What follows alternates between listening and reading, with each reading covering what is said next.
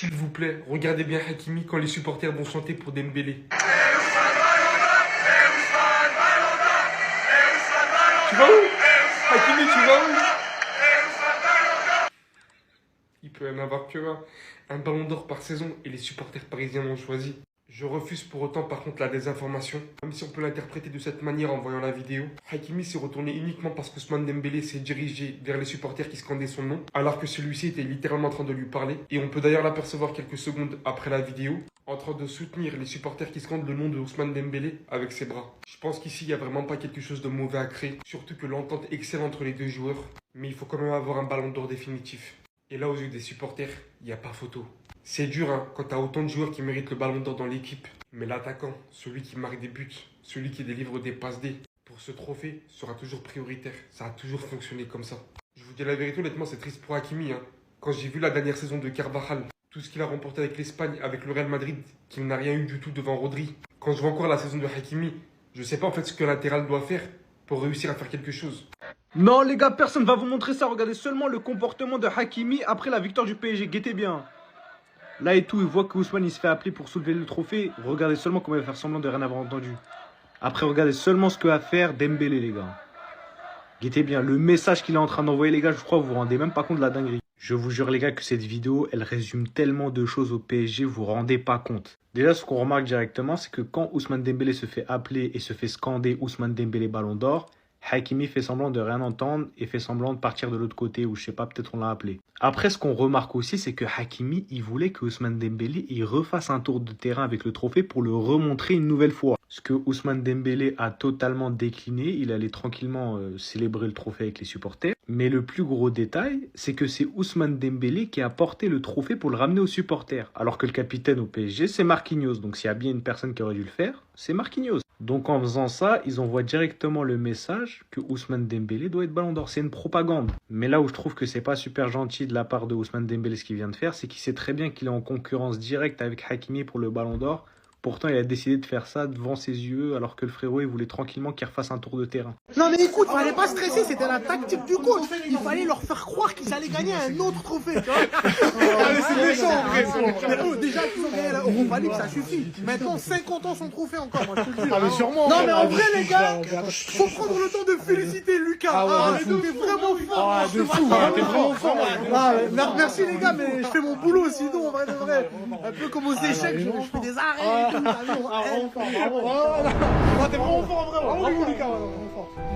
On m'a déjà oublié. Moi aussi j'ai arrêté v'là les pénaux.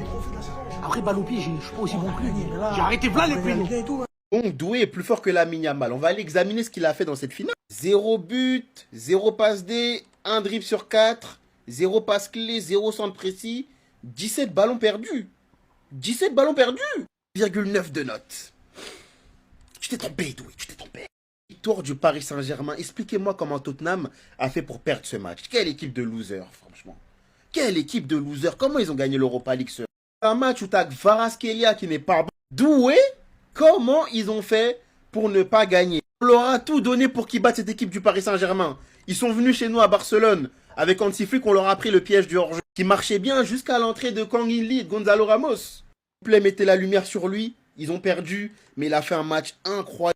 Retour défensif, toujours placé au bon moment. Aujourd'hui, c'est lui qui a eu le contrôle côté Tottenham. Et malgré tout ça, c'est une défaite pour eux. Ils n'ont pas su garder le résultat qu'ils avaient pourtant réussi à faire contre Man U sur la finale d'Europa League. Voilà, le Paris Saint-Germain, c'est ça. D'où l'importance d'avoir une bonne profondeur de banc. Les entrants ont fait le boulot. C'est des joueurs qui ne jouent pas énormément. Donc, ils voulaient prouver. C'était les joueurs les plus frais aussi. C'est une première super coupe pour le Paris Saint-Germain qui va aller dans l'armoire à trophées. Quelle saison pour eux, il faut bien le reconnaître, les gars.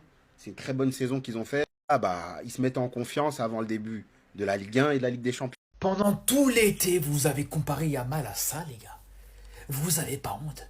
Franchement, le prochain qui me compare le Désiré à Yamal, je porte plainte. Je sais pas pourquoi, mais je porte plainte. Je vais voir si ça n'a pas moyen de porter plainte pour diffamation, pour quelque chose comme ça, les gars, je sais pas. Mais arrêtez de comparer Désiré Doué à Yamal. Il n'y a aucun débat, les gars. Il n'y a aucune comparaison possible. Yamal, il est capable de faire contre 3 joueurs, 4 joueurs, 5 joueurs en face de lui, ce que Désiré Doué a du mal à faire quand il est en 1 contre 1. De quoi vous me parlez?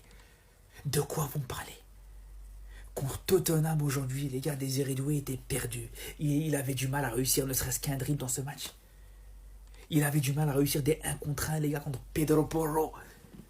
Vous vous rendez compte ou pas, les gars? Un joueur que Yamal, il laisse pour mort quand il s'entraîne avec lui en sélection espagnole.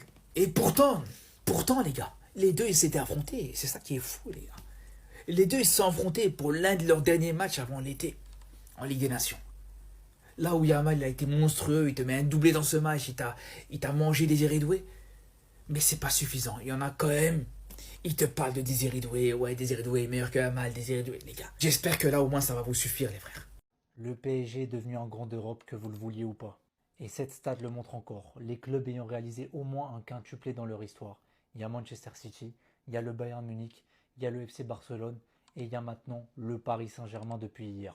Paris Saint-Germain, le petit club qui a une petite histoire, qui existe que depuis le Qatar, fait partie d'un cercle très fermé, on le voit, aux côtés du Barça, club historique, du Bayern Munich, club historique, et de Manchester City, club qui est devenu historique aussi, en même temps à peu près que le Paris Saint-Germain. Il y a seulement 4 clubs qui ont réussi à réaliser un quintuplé dans leur histoire. Il n'y a pas le Real Madrid, il n'y a pas Liverpool, il n'y a pas le Milan AC, il n'y a pas Manchester United. Tous ces gros clubs-là, historiques, ne sont pas là et le PSG est là. Donc voilà les haters, vous pouvez dire ce que vous voulez, mais le Paris Saint-Germain est en train d'écrire son histoire. Vous pouvez continuer à blablater sur les réseaux sociaux, c'est pas ce qui va ralentir le club. Et quand on vous dit que cette saison 24-25 du PSG, ce n'est que le début de la dictature, parce que les gens disent ouais le prime du PSG, le prime ceci, le prime il est terminé.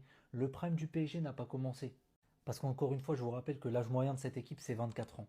Ça veut dire les gars, il y a plein de joueurs qui doivent encore apprendre, qui ont une marge de progression. C'est pour ça que je fais que vous répéter que la dictature ne fait que commencer. Faites attention. Faites attention les gars. Faites très attention. Oui, Tottenham a perdu ce match. Ils ont craqué sur la fin. Malgré tout, il y a une bonne chose. On en reparlera dans une prochaine vidéo demain ou après-demain. Mais faites attention. Faites attention parce qu'il y a un ovni de la Première Ligue qui était un ovni de l'Eurodivisie, qui est un ovni africain au Ghana et qui va faire des malheurs du côté de Tottenham et on l'a vu sur cette déjà première période. Physiquement, c'est très costaud et c'est encore plus costaud qu'avant. Techniquement, c'est toujours au top. Et dans la lucidité et les passes, c'est toujours très fort. Parce que la galette là, qu'il donne à Richarlison avec le travail qu'il effectue avant, techniquement et physiquement sur un milieu du PSG, c'est juste waouh. Ce mec-là, il a un truc en plus. Et on le sait. Là, il a 25 ans. C'est maintenant le moment de montrer. Alors, les gens vont me dire, ouais, bon, il est à Tottenham, il a fait un mauvais choix. Calmez-vous sur Tottenham. Moi, je pense que Franck va faire du bon travail. C'est pas parce qu'ils ont fini une fois 17e de la PL. Ne vous inquiétez pas. Tottenham, c'est pas une équipe qui va rester dans ces bas de tableau-là. Elle va revenir, elle va rejouer l'Europe très rapidement. Vous inquiétez pas pour eux. Et d'ailleurs, ils seront en Ligue des Champions. Et avec cet homme-là, ils vont être dangereux. En Première Ligue et en Ligue des Champions. Et là, je l'ai vu à droite, mais j'aimerais bien le voir en numéro 10. Je pense que c'est le poste où il excelle le mieux. La réaction de Luis Enrique, des joueurs du PSG et de Lucas Chevalier après son match. Il a posté une story, premier trophée, Paris est magique. Ousmane Dembélé a déclaré, c'est un peu scripté, il arrive directement en séance de tir au but et il en sort. Il a aussi dit quand on a égalisé pour aller au tir au but, je me suis dit qu'on avait fait le plus dur et que Lucas allait nous arrêter les pénaltys. Luis Enrique, je suis très content pour Chevalier et l'équipe. Et d'ailleurs, Ousmane Dembélé, qui avait remporté le trophée d'homme du match, l'a donné à Lucas Chevalier, avec un message simple, bienvenue chez nous. Il y a une vidéo aussi qui est sortie, il est allé chambrer les supporters de Tottenham. Franchement, c'est très très fort ce qu'il a fait, alors oui, il fait une boulette, mais il arrive dans un contexte particulier. Il doit remplacer Donnarumma, qui avait qualifié le PSG à Anfield sur penalty, en plus dans une finale de Super Coupe d'Europe. Franchement, c'est très très fort, parce que mis à part sa boulette, personnellement, je trouve que son match, il est bon. Que ce soit dans son jeu au pied, il a fait quelques parades. Penalty, il en sort un, il y en a un qui est tiré à côté, mais ça suffit. Donc franchement, félicitations, parce que la force mentale qu'il a eue sur ce match, elle est exceptionnelle. Pour conclure la vidéo, j'aimerais parler de Désiré Doué. Je peux ou j'ai pas le droit? 0 but, 0 passe D, 1 sur 4 dribble terminé, 0 passe clé, 0 centre précis, 17 ballons perdus. Dans ton texte, t'as dit, je suis meilleur que Lamine Yamal. Compliqué quand même, c'est tout ce que j'avais à dire. Dites-moi vous en pensez en commentaire, les gars, c'est pas vous abonner, vous êtes des bons, nous, on avance. En fait, c'est à cause de cet enculé, c'est à cause de lui en fait. Tout est à cause de lui.